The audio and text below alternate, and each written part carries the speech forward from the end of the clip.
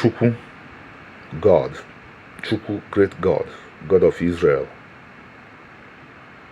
we appear before you. Anyị abịakwa n'ihu n'ụbọchị tata ime emume nke Shabbat. We appear before you to observe the festival of Shabbat, which interestingly falls around one of our New Years. Nke a dabatara na oge anyị na-emekwa aha ọfụ. Chineke, ọ amara gị, it is by your grace that it happened that way. Chukwu, God, we are so happy. Anyị na-enwe nnukwu obi aṅụrị na idebere anyị ndụ, that you've kept us alive to be enjoying this Shabbat. Ka anyị wee were Shabbat a na-eme onwe anyị nwe aṅụrị. Ekene dịrị gị maka nke ahụ. Thank you very much for that, Father. Chineke, God that creates, we are happy that you are among us. Anyị na-enwe aṅụrị na-eso anyị wee nọdụ. We beg you, anyị na-ayọ gị ka ị debe anyị ndụ, keep us alive for many more Shabbats. Ka anyị nọrọ ndụ mee Shabbat na megide etinye na anyị aka nka. Chukwu,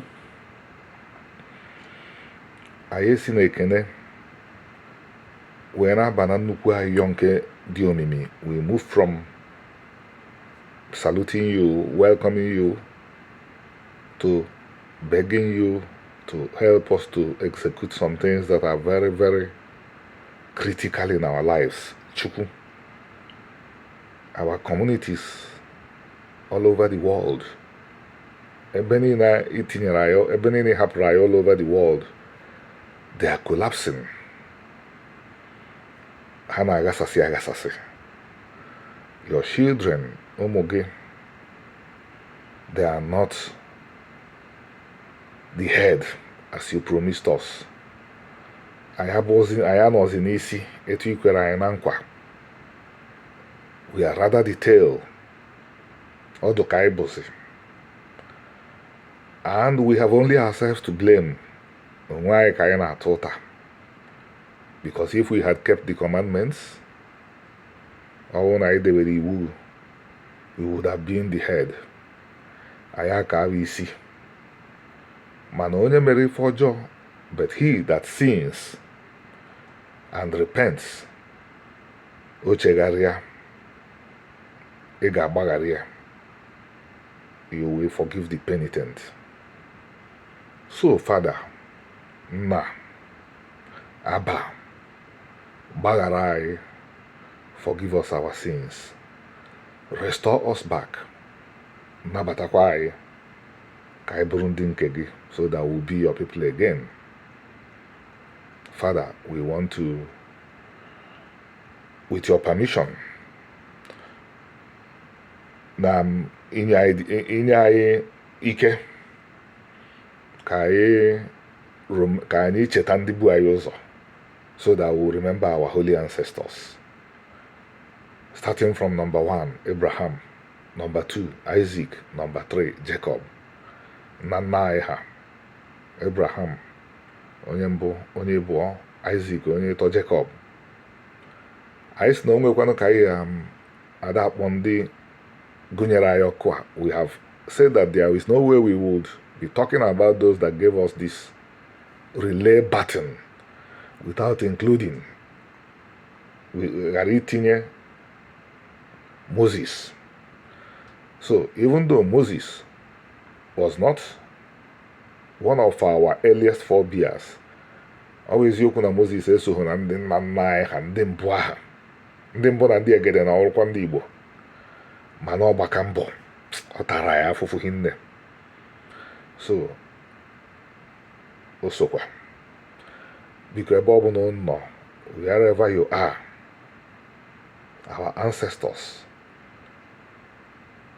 and our mothers, our first mothers, ndị nna anyị ndị mbụ, bikono, please,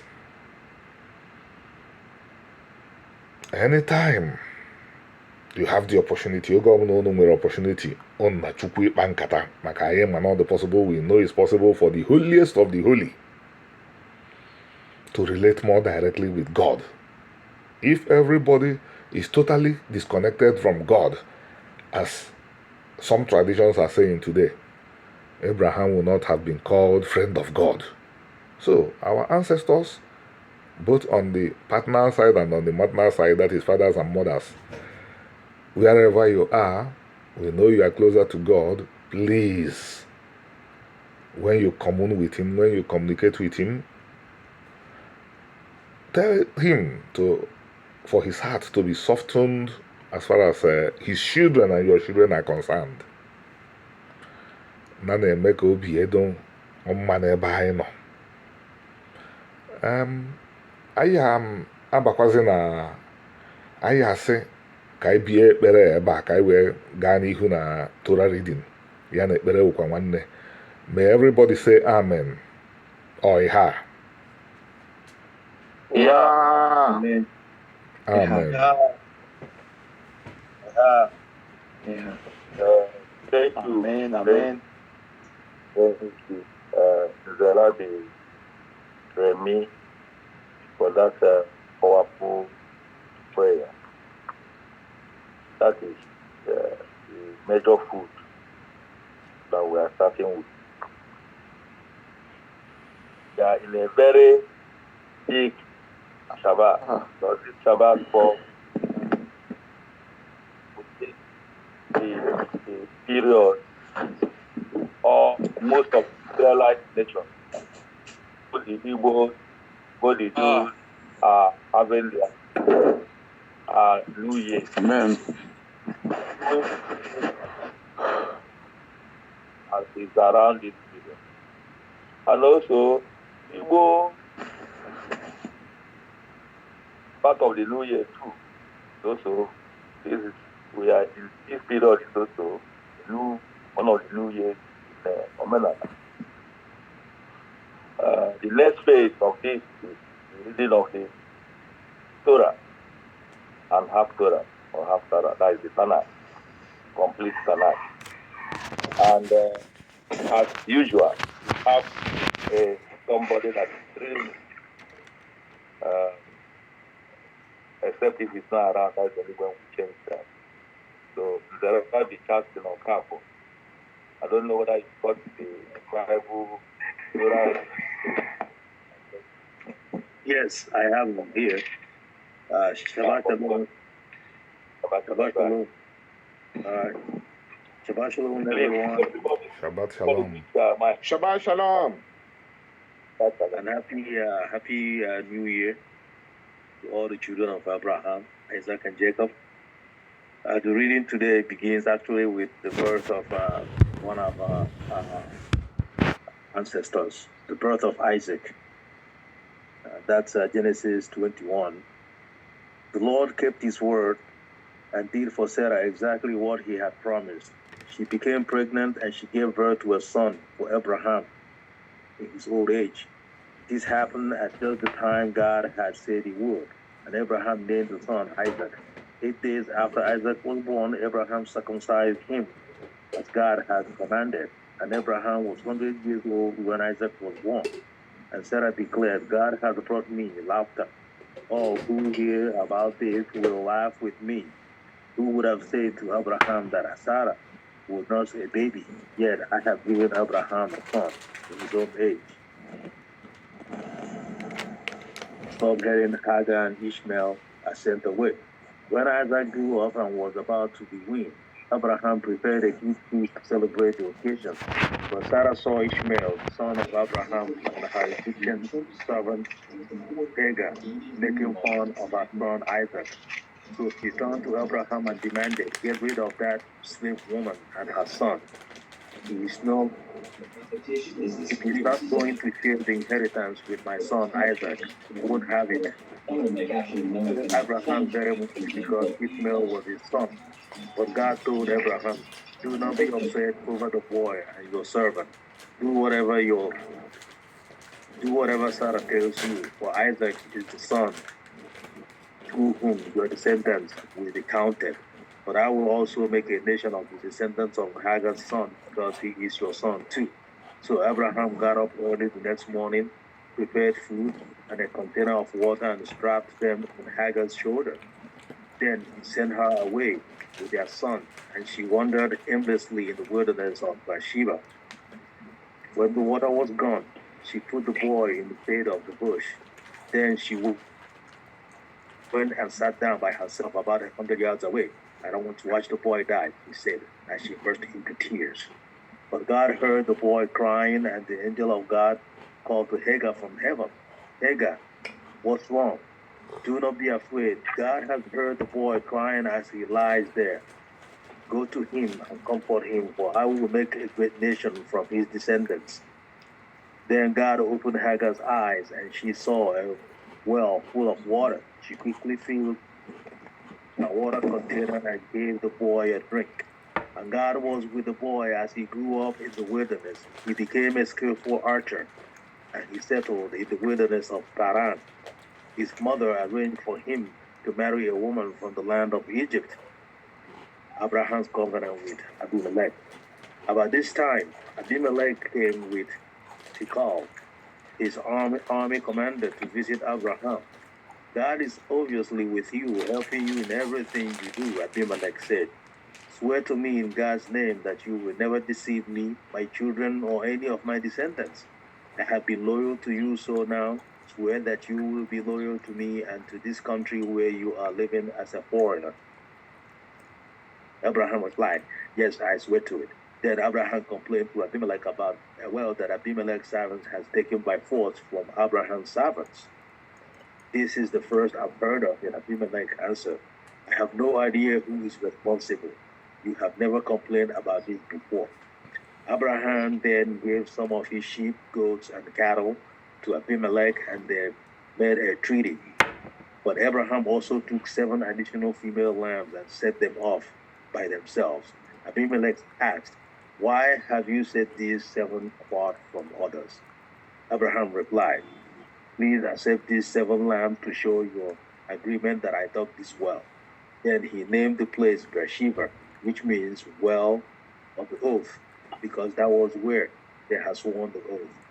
After making their covenant at Beersheba, Abimelech left with Phicol, the commander of his army, and they returned home to the land of Philistines. Then Abraham planted a tamarisk tree at Beersheba, and there he worshipped the Lord, the eternal God. And Abraham lived as a foreigner in Philistine country for a long time. We're done with the Genesis reading, and we'll now move on to Numbers. I believe Numbers 29. Numbers 29, verse 1 to 6. Under the subheading Offerings for the Festival of Trumpets. Celebrate the Festival of Trumpets each year, on the first day of the appointed month in early autumn. On an official day for holy assembly, and you may do not ordinary work. On that day you must present a burnt offering as a pleasing aroma to the Lord. It will be consisted of young bull, 1 ram, and 7 one-year-old male lambs, all with no defects. This must be accompanied by grain offerings of choice flour moistened with olive oil, 6 quarts, with the bull, 4 quarts, with the ram, and 2 quarts, each of the 7 lambs. In addition, you must sacrifice a male goat as a sin offering to purify yourselves and make yourselves right with the Lord. These special sacrifices are in addition to your regular monthly and daily burnt offerings, and they must be given with their prescribed grain offerings and liquid offerings. These offerings are given as a special gift to the Lord, a pleasing aroma to him. Now we're done with that. And then we move on to our final reading for today, and that will be from First Samuel. Samuel. First Samuel will begin from chapter 1 and read it up to chapter 2, verse 10. Elkanah and his family. There was a man named Elkanah who lived in Ramah, the region of Zobh, in the hill country of Ephraim. He was the son of Jeroham, son of Eliahu, son of Tobu, son of Zobh of Ephraim. Elkanah had two wives, Hannah and Peninnah. Peninnah had children, but Hannah did not. Each year, Elkanah would travel to Shiloh to worship and sacrifice to the Lord of Heaven's armies at the tabernacles. The priests of the Lord at that time were the sons of Eli, Hophni, and Phinehas. On the days Elkanah presented his sacrifice, he would give portions of meat to Phinehas and each of her children. And though he loved Hannah, he would give her only one choice portion because the Lord had given her no children. So Phinehas would taunt Hannah and make fun of her because the Lord had kept her from having children. Year after year, it was the same. Phinehas would taunt Hannah as they went to the tabernacle. Each time Hannah would be reduced to tears and would not even eat. "Why are you crying, Hannah?" Elkanah would ask. Why aren't you eating? Why be downhearted just because you have no children? You have me. Isn't that better than having 10 sons? Once after a sacrificial meal at Shiloh, Hannah got up and went to pray. Eli the priest was sitting at his customary place beside the entrance of the tabernacle. Hannah was in deep anguish, crying bitterly as she prayed to the Lord. And she made this vow, "O Lord of heaven's armies, if you will look upon my sorrow and answer my prayer and give me a son, then I will give him back to you. It will be yours for the entire lifetime as a sign that he has been dedicated to the Lord. His hair will never be cut." As she was praying to the Lord, Eli watched her. Seeing her lips moving but hearing no sound, he thought she had been drinking. "Must you come here drunk?" he demanded. "Throw away your wine." "Oh, no, sir," she replied. "I haven't been drinking wine or anything stronger, but I am very discouraged. And I was pouring out my heart to the Lord. Don't think I'm a wicked woman, for I have been praying out of great anguish and sorrow." In that case, Eli said, "Go in peace. May the Lord of Israel grant the request you have asked of him." "Oh, thank you, sir," she exclaimed. Then she went back to began to eat again, and she was no longer sad. Samuel's birth and dedication. The entire family got up early the next morning and went to worship the Lord once more. Then they returned home to Ramah. When Elkanah slept with Hannah, the Lord remembered her plea, and in due time she gave birth to a son. She named him Samuel, for she said, "I asked the Lord for him." The next year, Elkanah and his family went on their annual trip to offer a sacrifice to the Lord and to keep his vow. But Hannah did not go. She told her husband, "Wait until the boy is weaned, then I will take him to the tabernacle and leave him there to the Lord permanently." "Whatever you think is best," Elkanah agreed. "Stay here for now, and may the Lord help you keep your promise." So she stayed home and nursed the boy until he was weaned. When the child was weaned, Hannah took him to the tabernacle in Shiloh. They brought along a 3-year-old bull for the sacrifice and a basket of flour and some wine.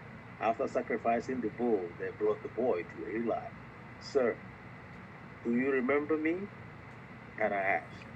"I am the woman who stood here several years ago praying to the Lord.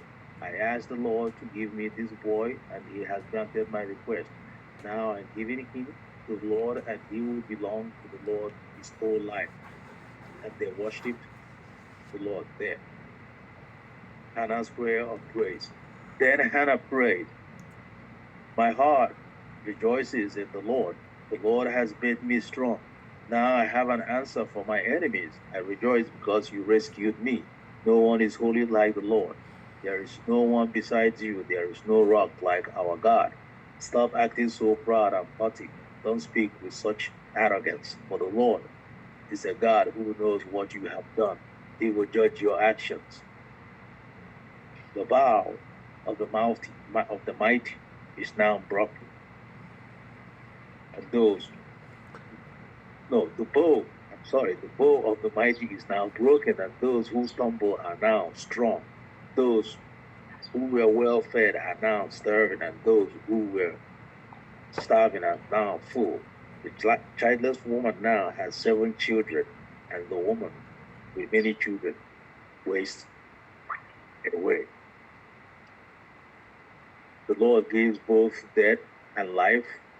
He brings some down to the grave, but raises others up. And that's the end of the reading today, right? Yeah. Thank you, Rabbi Charlton, for that wonderful reading. Your voice is very clear. Thank you. Shabbat Shalom, everyone. Shabbat Shalom. Shabbat Shalom. Shalom Shabbat. And Shana Tova for everyone too. At this stage, we are